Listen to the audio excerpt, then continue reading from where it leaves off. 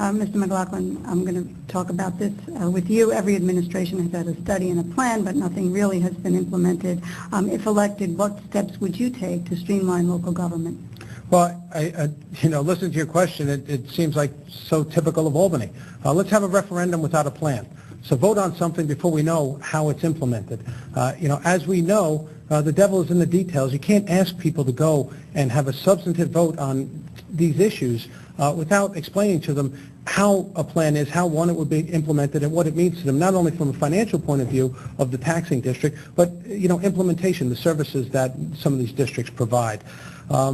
There clearly is a problem here. I believe there's over 7,000 taxing districts around the state, and so many of them, it's just a little bit here and there. It's just, well, we're only increasing a little bit, but it becomes death by 1,000 cuts, and the people of New York can no longer stand it. I think there does need to be a real plan in terms of consolidation, but I do think you have to, part of the process would definitely have to be a detailed plan on what it means for the people, the consolidation for those who are affected. And you are familiar with the local government efficiency, their reports, the recommendations that are already out there? Yes. And do you agree with those? Well, I agree that certainly there needs to be much more consolidation with all these taxing districts. There's just far too many out there right now. Okay, thank you. We have time for just about one more question, and because of the limited time, I'll ask the same question to both of you. Pension reform, we've seen that as a huge issue across the river in New Jersey, and given some of the economic realities that New York is also facing. And I'd like to know from both of you, and I'll start with you, Mr. McLaughlin, who's going to have to give what in pension reform in New York to have sustainability? Well, I think there has been a lot of discussion on this issue already, and the Senate and the state legislature has taken some action in that regard. Enough? I'm sorry? Enough? Well, creating a Tier 5, I certainly think is a step in the right direction. Will that ultimately be enough? I can't tell you at this point. I think there needs to be, from what I've heard from a lot of different parties to the conversation, there are still a number of problems that they foresee with the implementation of Tier 5. So I think before anyone would look to move on to a Tier 6, I think you got to see how Tier 5 works out if it's implemented properly, and then certainly if it's not, then there might be need for additional reform. Senator, what will pension reform look like?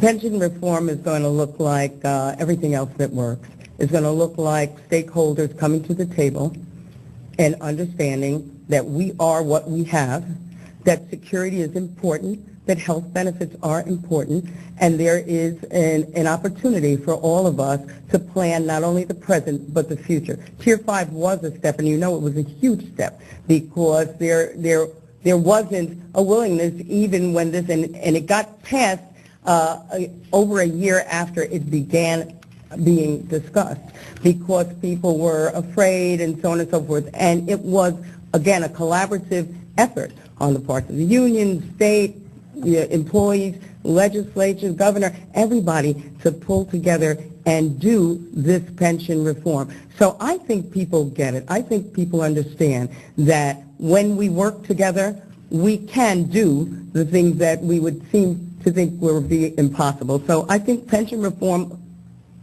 this was a big step, and any further reform will be a collaborative effort. Okay. Well, we're at the point in the program now for closing statements, and by virtue of the Senator delivering the first opening statement, I'll ask Mr. McLaughlin to deliver the first closing statement. And again, you have 2 minutes. Thank you very much. I would just say thank you again to all who have joined us here in the studio tonight, to the County Association of RNN for hosting this debate. Ladies and gentlemen, we're at a real crossroads here in the state of New York. We have a decision to make. Do we continue to go back to the failed policies of the past, which have put us in such a deep fiscal hole, such a crisis, or do we move forward and have real change to bring us to financial stability? My opponent campaigned 4 years ago on things changing on day one. And as I said before, they did change, but they changed for the worst. In some of the worst economic times, we've seen a legislature that has increased spending in this term by $14 billion, that has increased taxes by $12 billion, in addition to all sorts of other taxes and fees that were forced on businesses that ultimately get pushed down to you, the consumer. I say these policies are not going to work. They are not good for New York State. They're not good for the business community, for the financial stability of our state. I want to bring a different perspective. As a CPA and attorney, I want to bring a perspective as someone who's going to take a look at the numbers, a hard look at the numbers, who's going to do things like cut taxes, reduce spending, and create jobs. That's what I did in Yonkers, and that's what I will do for the state. Thank you very much. Thank you again for the opportunity. In my opening statement, I spoke about my role as a catalyst for change. Major change always involves serious challenges. However, in less than 2 years, the new Senate majority has moved New York forward. We are on the road to recovery after 40 years of Republican-led special interest spending, reckless borrowing, and irresponsible tax policies. At times, changes come more slowly than many of us would prefer, but the stakes are too high to give up or give in, and we continue to persevere. I've spoken with you about the bipartisan legislation I passed, which restores public trust, rebuilds our economy, and protects New Yorkers through job creation, property tax relief, and real business assistance. We've begun to repair what was broken and to make government functional, to create an environment where businesses thrive and taxpayers save money. Rebooting and rebuilding our state's economy is a top priority, and we're meeting that challenge with sweeping legislation and reforms. Here at home in Westchester, with millions that I have secured specifically to create jobs and grow businesses, the impact on our local economy will be felt immediately. Our Main Street initiatives provide access to capital resources, workforce training, and leverages private capital for investment in jobs and infrastructure. Open for Business New York replaced the Ford Empire Zone program to support targeted job creation in both legacy and innovation-based industries with refundable tax incentive options for job creation. And New York's first legislation supports in-state businesses in competition for supplying goods and services to state research and development programs. During my first re-election campaign, I spoke about what we would do as a majority and what I would do.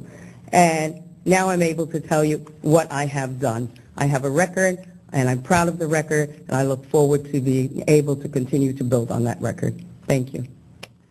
Senator Stewart-Cousins and Mr. McLaughlin, thank you both very much. Let's give the candidates a big hand.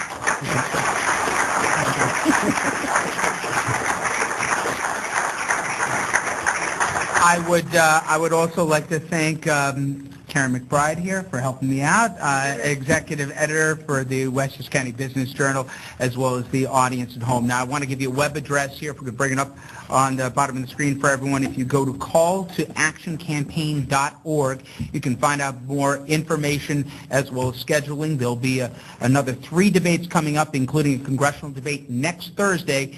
We'll be bringing you on this program the next state Senate debate. But for everyone here, thank you for joining us at home. And again, thank you to the candidates. And one thing we can't agree on is vote in November. Thank you very much.